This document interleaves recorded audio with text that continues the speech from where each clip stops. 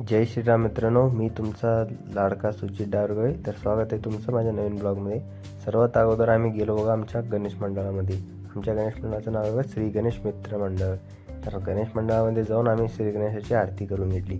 आरती करून घेतल्या असं आरती संपत होती की मामाचा लगेच ताबा पडला प्रसादावर. प्रसाद खाऊन घेतला मामानं. तिथून गेलो आम्ही कराडला, थोडंसं काम होतं. काम झालं आणि आलो ऑफिस. आल्या आपल्याला तर काय रोजची ड्युटीच आहे बघा, ती चारा आणायची. गेलो चारा आणायला बघा. अशा चिखला आणि शेताकड चारा आणायला गेलो. चारा करून घेतलं बघा. चारा करून घेतलो आणि आलो घरी येऊन सगळं रेडी होऊन असं जायला थांबलोच होतो की तेवढ्यात पावसानं म्हणलं थांब बाबा अजून थोडा वेळ. सगळं रेडी झालं होतं तरी हे बघा पाऊस कसं एकदम खणखणीत मोठा पडत होता. म्हणलं आता काय खरं नाही. तरी म्हणलं तसंच पावसात सुटलो बालकीला येऊन बघतो काय तिथं काय पाऊसच नव्हता बघा. एकदम सगळं एकदम वाळलं होतं. किंवा आमचा पालखीचा बसवेश्वर चौक आहे बघा. तिथून आलो. अजून लक्ष्म्या चालू झाले नाहीत, सगळ्यांनी काय मांडूनच ठेवले. तिथून आलो आमच्या भाऊजीच्या हॉटेलवर. तिथं आमचे 2 मित्र खातच होते खाऊन.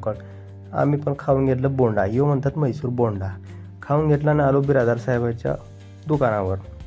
तिथं त्यांना बोलत बसलो. तो तेवढ्यात आला आमचा हे आण्या बघा, आमचा मित्र, चांगला मित्र आहे आमचा खास. तिथून जरा चहा पिऊन घेतली. चहा पिऊन झालं असं तेवढ्यात बिरादार साहेबांनी पण मागून घेतली बघा डिकाशन. म्हणलं पिऊन घ्या जरा.